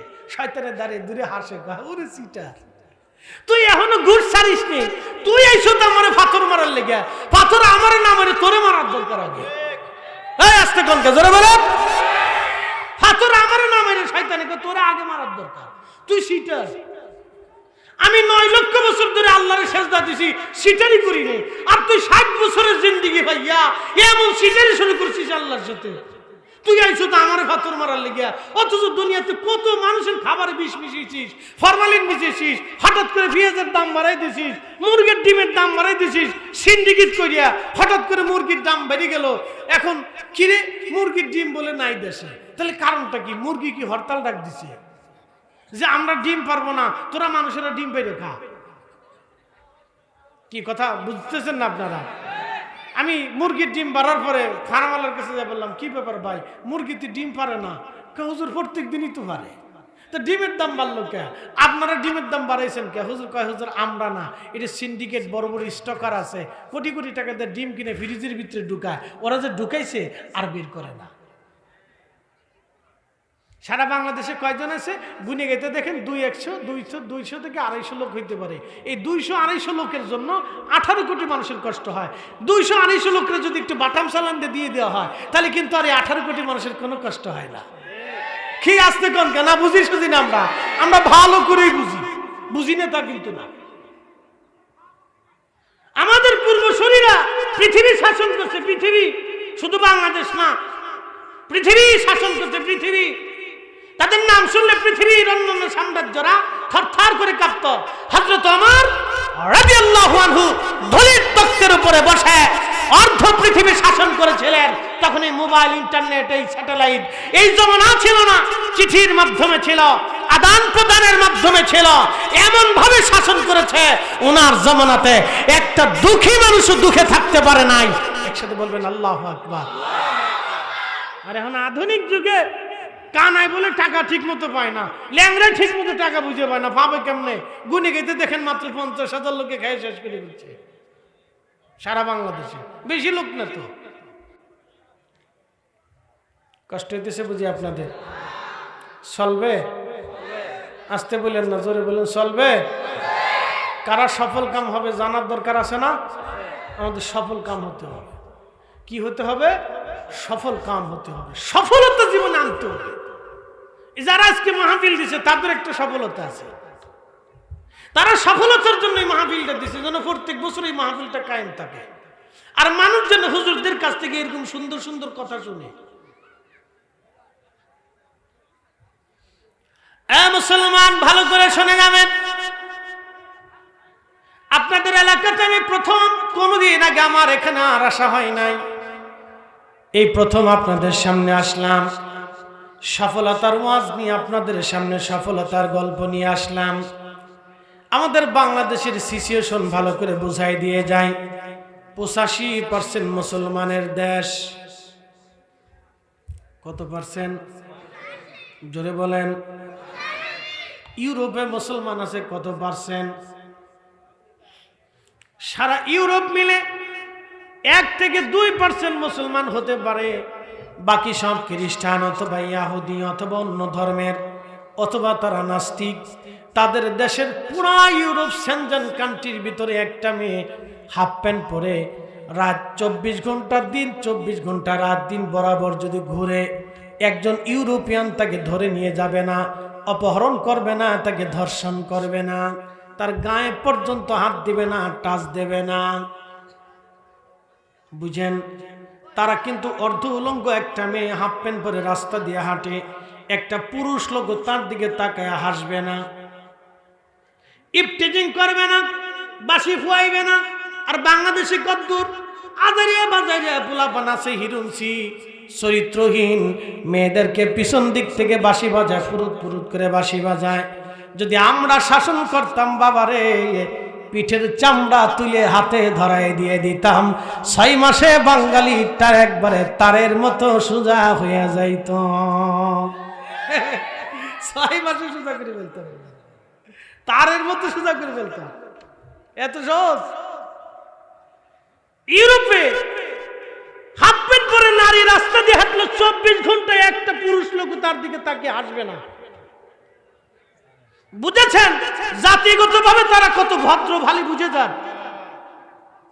বাংলাদেশে এই মুহূর্তে একটা মেয়ের হাত মোজা, পা মোজা, মাথার থেকে পা পর্যন্ত বুরকা পরে আপনি পাটুরিয়া থেকে ছেড়ে দিয়ে বলেন তুই ঢাকা পর্যন্ত যা, 100% ঢাকা পর্যন্ত যাবে, গ্যারান্টি দিতে পারবেন না। অথচ 85% মুসলমানের দেশ। কি আর শোনাবো আপনারে, মসজিদের টাকা চুরি হয় যে দেশে, টাকা তো আরো পরে জুতা চুরি করে লয়েছে, জুতা চুরি করে লয়েছে। চরিত্র কবে চেঞ্জ হবে জানি না। আমি মালয়েশিয়াতে গেছি, মালাক্কা প্রদেশ, কিপং মাহফিল করে মালাক্কা প্রদেশের মালাক্কা সাগরের ভিতরে ছোট্ট একটা দ্বীপ আছে, পোলাও বুঝা। এই দ্বীপের ভিতরে একজন আল্লাহর মহান ওলি ঘুমিয়ে আছেন, তেনার নাম হযরত সুলতানুল আরিফিন ইসমাইল বুগদাদি আল হাসানি আল হুসাইনি। পরিচয় দিলে সবাই এক নামে চিনবে। তিনি বিশ্ববিখ্যাত ওলি কামেল, মুর্শিদে বরহাক হযরত বরফির আব্দুল কাদের জিলানী রাহমাতুল্লাহ এর কলিজার টুকরা ছেলে, কলিজার টুকরা সন্তান। 900 বছর আগে ইন্দোনেশিয়া, ব্রুনেই, ফিলিপাইন্স, মালয়েশিয়ার এই ইন্দো প্যাসিফিক অঞ্চল দ্বীপ পুঞ্জগুলিতে জাহাজে চড়ে চড়ে চড়ে চড়ে ঘুরে ঘুরে কালেমার দাওয়াত দিয়ে এখানে ঘুমিয়েছে। সাগর থেকে মাত্র 2 মিনিট লাগে ওনার মাজারে যাইতে, মাত্র 2 মিনিট, সাগরের নিচ থেকে 2 মিনিট লাগবে। 900 বছর ধরে এখানে ঘুমিয়েছে। সাগর কোনোদিন ভেঙে নিয়ে যায় নাই, সাগর কোনোদিন ওনার মাজার ডুবাইতে পারে নাই। 900 বছর ধরে এখনো চলমান।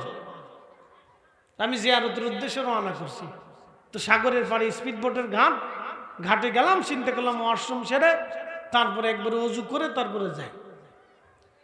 তো ওয়াশরুমে গেলাম। বাথরুমে যাওয়ার পরে বাথরুম থেকে বেরিয়েছে, এরকম একটা টেবিলের উপরে সুন্দর একটা বক্সের কোনো তালা কিছু নেই, উপরে খালি, ভিতরে রিঙ্গিত টাকা পড়ে আছে।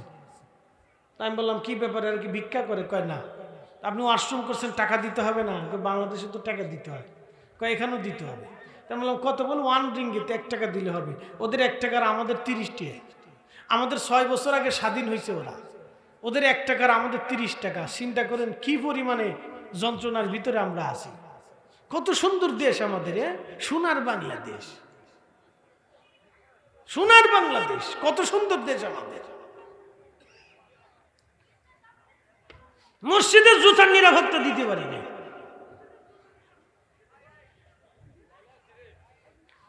শোনেন, আমি 1 রিঙ্গিত দিলাম, আমি বললাম যে টাকা নেবে সে কম।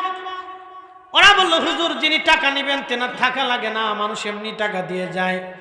আমি বললাম টাকা আছে কিন্তু টাকা নেওয়ালা নাই, বাক্স পড়ে আছে, টাকাও পড়ে আছে, চোরে কি টাকা নেয় না? বললো হুজুর চোরে টাকা নেবে না, মালয়ীরা তারা চুরি করে না, তারা ডাকাতি করে না, তারা টাকা নেবে না। নিলে কদ্দুর বাঙালিরা ওইখানে চুরি টুরি করে। হ্যাঁ, লজ্জা শরমের কিছু নেই তো, যেটা সত্য সেটাই করছি। এরা আমরা দেশের মসজিদে জুতা চুরি করে আর ওখানে ঠা ছেড়ে দিব, তাই মনে করছেন আপনি? আমি ওইখানে গেলাম, ওরা বললো হুজুর এখান থেকে কেউ টাকা ধরবে না। আমি বললাম এটা যদি বাংলাদেশে হতো, কয় হুজুর বাংলাদেশে হলে এই বাক্স যাইতো, টাকাও যাইতো, এই বাথরুমের কল কবজা খুলে নিয়ে চলে যাইতো। তার মানে বুঝলেন এখন আমরা কত শত বছর পিছনে পড়ে আছি ওদের। এই জন্য বাংলাদেশে চুরি শুধু এমনি কারণে হয় না, স্বভাবে অভাবে স্বভাব নষ্ট হয়, অভাবে স্বভাব নষ্ট হয়।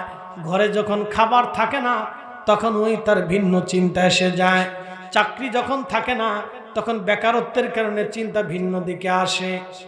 এই জন্য অভাবে স্বভাব নষ্ট হয়। বাংলাদেশের চোর এমনি চোর হয় নাই, এটা অভাবে স্বভাব নষ্ট হয়ে গেছে। আর বাংলাদেশে আর এক প্রকারের চোর আছে, স্বভাব চোরের নাম হলো স্বভাবের চোর। অভাবের চোর না স্বভাবের চোর। কি কথা কন না কেন? সব কিন্তু অভাবের চোর না, স্বভাবের চোর আছে।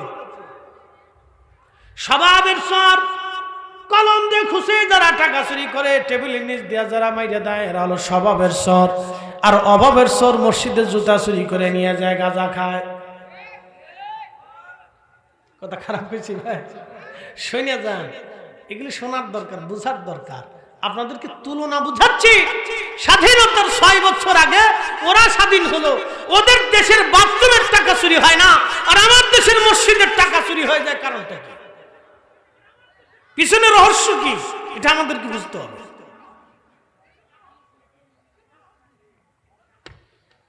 জাতিগতভাবে আমরা এখনো পর্যন্ত নিম্নে পড়ে আছি, ঊর্ধ্বে যাইতে পারিনি। এমন এক জাতি বসবাস করি, কয়েকদিন আগে ব্রাহ্মণবাড়িয়া বাঞ্ছারামপুরে ওয়াজ করতে গেছি, 2 গ্রামে মারামারি করে, বাপরে বাপ, এক গ্রাম আর এক গ্রামে মারামারিতে ঠকে গেছে। এই গ্রামের লোক ওই গ্রামে যায়, গরু ছাগল হাঁস মুরগি ভেড়া বকরি সোনা দানা টাকা পয়সা কথা বলি যা ছিল ঘরের তো সব চুরি করে নিয়ে চলে গেছে। আমি বললাম তোরা মানুষ না তোরা জানোয়ার? হুজুর কেন? আমি বললাম এই যে যাদের খাতা কম্বল টাকা পয়সা চুরি কাজ জানছিস, ওই টাকা দিয়ে যতবার খাসির গোশত খাবি ততবার তোরা শুয়োরের গোশত খাবি। এই কি কথা কর না, আস্তে কর, জোরে বলা। হক কথা তিতা লাগে বলছি না, হক কথা তিতা। আর ওই টাকা দিয়ে যতবার মুরগির গোশত খাবি ততবার তোরা কুত্তার গোশত খাবি।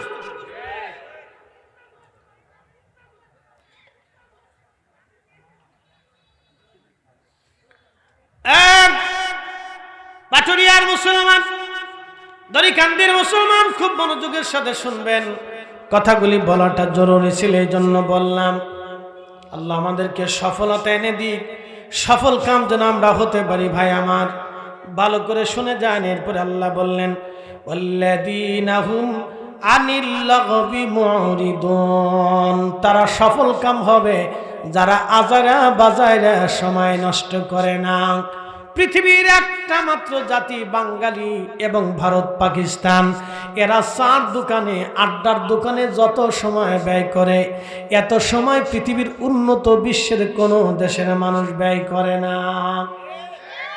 চার দোকানে বসলে এখানে বিরাট বড় শাইখুল হাদিস আপনি পাবেন, বিরাট বড় মুফতি সাহেব পাবেন, পীরে কামেল পাবেন, প্রধানমন্ত্রী পাবেন, রাষ্ট্রপতি পাবেন, অর্থমন্ত্রী পাবেন, পিজি হাসপাতালের ডাক্তারদের যিনি প্রধান তাকে পাবেন, ঢাকা ইউনিভার্সিটির ভাইস চ্যান্সেলরে পাবেন, অর্থনীতিবিদ পাবেন, এখানে ফতোয়া ডিপার্টমেন্টের প্রধানরে পাওয়া যায়। চার দোকানে গেলে বিশেষ রাজনীতিবিদ পাওয়া যায়। চার দোকানে গেলে দুনিয়ার সবচেয়ে বড় বুজুর্গ পাওয়া যায়, যে এর চাইতে বুজুর্গ আর দুনিয়াতে কেউ নাই। বাংলাদেশের চার দোকানে সব পাওয়া যায়। বুঝেন নাই? অনেকে বুঝে সারেন যে হুজুর কি বলতে চাচ্ছে। চার দোকানে বিরাট মুফতি আজম ফতোয়া দিয়ে শেষ করে ফেলতেছে, বিরাট বড় ডাক্তার।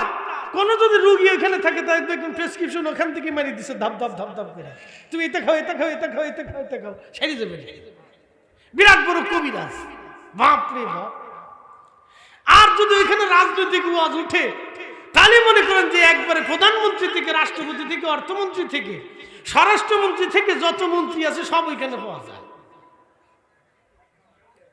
বুদ্ধিজীবীর অভাব নাই, ঢাকা বিশ্ববিদ্যালয়ের ভাইস চ্যান্সেলরও পাওয়া যায়, বাংলাদেশের বড় মুফতি আজম পীরে কামেল মুর্শিদে মুকাম্মেলও পাওয়া যায়। বাপরে বাপ, বিড়ি ধরায় মুর্শিদে মুকাম্মেল কত সুন্দর ওয়াজ করতেছে, মনে যে এর মতো সাধু সন্ন্যাসী আর দুনিয়াতে নেই। যোগী ঠাকুর, যোগী ঠাকুর ওইখানে পাওয়া যায়, সার দোকানে সব পাওয়া যায়। এটা বাংলাদেশে। এই জন্য আল্লাহ বলেন অসার ক্রিয়াকলাপ করে খামাখা সময় নষ্ট করে যারা তোমরা সময়কে ব্যয় করো, তারা জীবনেও কোনোদিন সফল কাম হবে না। মনে রেখেন, জীবনেও সফলতা আসবে না। আল্লাহর পথের সফলতা আনতে হলে হার হামেশা আল্লাহর ইয়াদে নিজেকে মশগুল রাখা লাগে। একসাথে বলবেন আল্লাহু আকবার। বুঝতে কি কোনো অসুবিধা? এখনো বাইরে বাইরে যারা হাওয়া খাচ্ছেন তারা খেতে থাকেন, তারা কোন ধান্দায় আছেন আমি জানি। তারা চিন্তা করছে যে হুজুর যত ওয়াজই করুক তাবারকের টুকলাটা ঠিক মতোই ধরবো, ঠিক আছে কিনা? ও চিন্তা করতেছে হুজুর ওয়াজ করে মরে দেখবে, সমস্যা নেই, আমার তাবারকের টুকলা লাস্টে ঠিক থাকলেই সারে, তো অসুবিধা নেই, তাবারক পাবে। ঘুরতে থাকেন আর কুয়াশা খাইতে থাকেন, পরে এসে তাবারক খান, আর কি করবেন? একসাথে সাথে বলেন আল্লাহু আকবার। না কষ্ট টষ্ট হচ্ছে আপনাদের? অনেক উচিত কথা বলে ফেলছি না, জানার দরকার। বন্ধু আমার, আপনাদেরকে বলতেছি, এই মাটির উপরে যারা আজকে বসে আছেন 100 বছর পরে কোন জায়গা থাকবেন? কোন জোরে, আপনারা কোন জায়গা থাকবেন? আপনার বয়স কত? 12। 100 বছর হায়াত পাওয়া যাবে? আশা করা যায় না, বাকিটা আল্লাহর ইচ্ছা। তো এখানে 100 জনের ভিতরে আমরা 99 জনই শেষ, বাকি 99 জন কবরের নিচে 100 বছরের ভিতরে শেষ।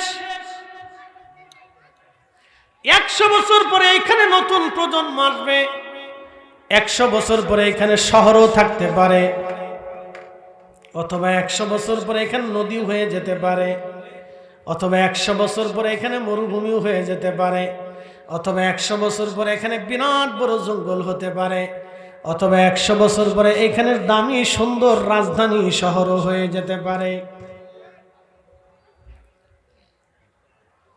নদীর এপার ভাঙে ওপার গড়ে, এই তো নদীর খেলা। সকাল বেলার ধনী রে তুই ফকির সন্ধ্যা বেলা, সকাল বেলার ধনী রে তুই ফকির সন্ধ্যা বেলা। খুবই উপস্থিতি হুজুর খিজির আলাইহিস সালাম ছিলেন আল্লাহর একজন মহান ওলি। কেউ বলেছেন তিনি রাসূল বা নবী। ওনাকে নিয়ে উলামায়ে কেরামের ভিতর দুইটা মতামত পাওয়া যায়। একদল উলামায়ে কেরাম বলেছেন তিনি রাসূল বা নবী ছিলেন, আর একদল উলামায়ে কেরাম বলেন তিনি নবী এবং রাসূল ছিলেন না, তিনি ওলি ছিলেন। যাই হোক, হযরত খিজির আলাইহিস সালামের সাথে বড় বড় বুজুর্গানে আলাইহিস সালামের দেখা হয়েছে, কথা হয়। হযরত খিজির আলাইহিস সালামকে আল্লাহ লম্বা হায়াত দিয়েছেন। ইমাম ইবনু কাসির আল বিদায়া ওয়ান নিহার মধ্যে হযরত খিজির আলাইহিস সালামের জীবনী নিয়ে আলোচনা করেছেন। ওনার জন্ম হয়েছে সাইয়্যিদুনা ইব্রাহিম আলাইহিস সালামের জমানায়। বিশ্ববিখ্যাত আল্লাহর একজন এই দুনিয়ার বাদশা ছিলেন। বাদশার নাম বাদশা জুলকারনাইন। সূর্য উদয়ের স্থান থেকে সূর্য অস্ত যাওয়ার স্থান পর্যন্ত আল্লাহ তাকে বাদশাহী দিয়েছিলেন। বাদশার নাম বাদশা জুলকারনাইন রাহমাতুল্লাহ আলাইহি। পৃথিবীর সূর্য উদয় থেকে পৃথিবীর সূর্য অস্ত পর্যন্ত, মাশরিক থেকে মাগরিব, শিমাল থেকে জুনুব পর্যন্ত, সাগর থেকে মহাসাগর, মহাসাগর থেকে ভূমধ্য সাগর, জমিন থেকে পাহাড়, পাহাড় থেকে জমিন, মরুভূমি থেকে মরুভূমি থেকে বদ্ধভূমি, বদ্ধভূমি থেকে সমতল ভূমি, সব জায়গাতে পৃথিবীর প্রত্যেকটা ইঞ্চি জমিনের বাদশাহী করেছিলেন বাদশা জুলকারনাইন রাহমাতুল্লাহ আলাইহি। আল্লাহু আকবার। আপনি বুঝতে পারতেছেন, সূর্য যেখান থেকে পৃথিবীতে উদিত হতো সেই সাগরের শেষ সীমানা পর্যন্ত আল্লাহ তাকে সফর করিয়েছেন। একবার জোরে জোরে বলা যাবে কি আল্লাহু আকবার। তেলের গাড়ি তেলে চলে, হাওয়ার গাড়ি হাওয়ায় উড়ে, বিনা তেলে চালায় গাড়ি নবী সুলাইমান। আমরা সেই মুসলমান, আমরা সেই মুসলমান।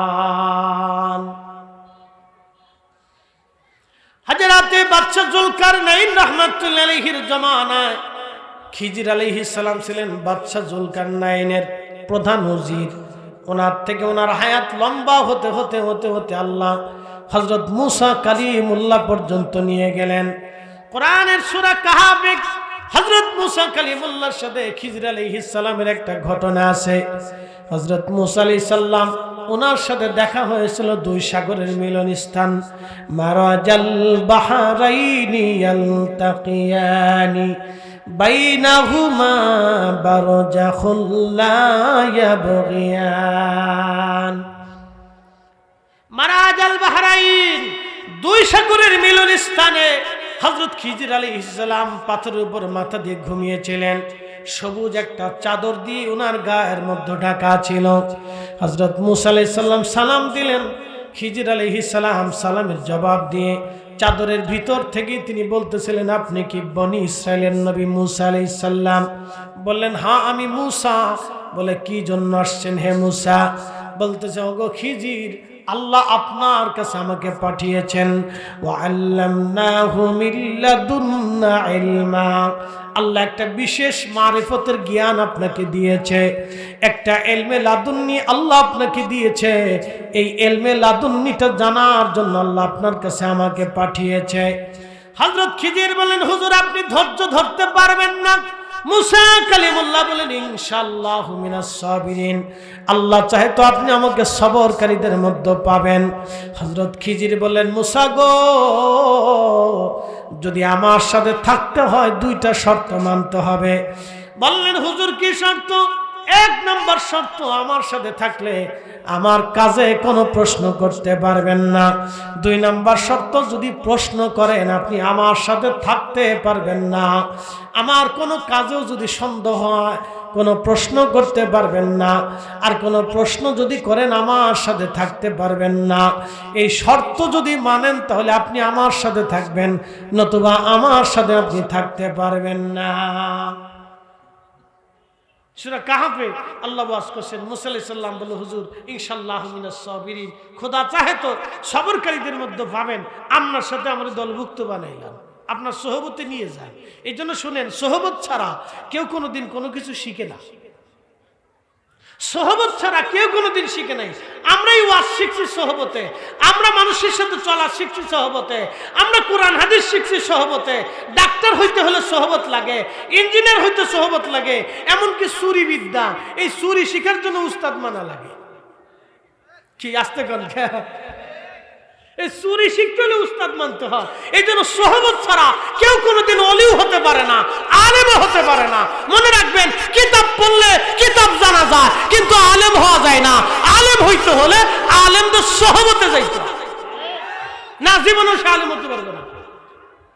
আলেম হইতে হলে আলেমের সোহবতে থাকতে হয়, তো সেই আলেমদের সোহবতে থাকতে হয় যারা প্রকৃত আলেম, নতুবা সে আলেম হইতে পারবে না। শুধু কিতাব পড়বে, অসুবিধা নেই, কিতাব দেশে বহু পড়তে পারে।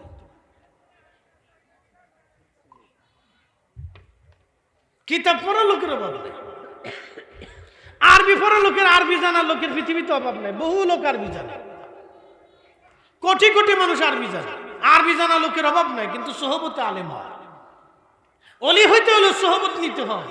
ইলমে লাদুন্নি, শরীয়ত, তরিকত, মারিফত, হাকিকত সব জানতে হলে আউলিয়া কেরাম, হক্কানি বুজুর্গানে দ্বীনের সোহবতে বসতে হবে, নতুবা জানা যাবে না।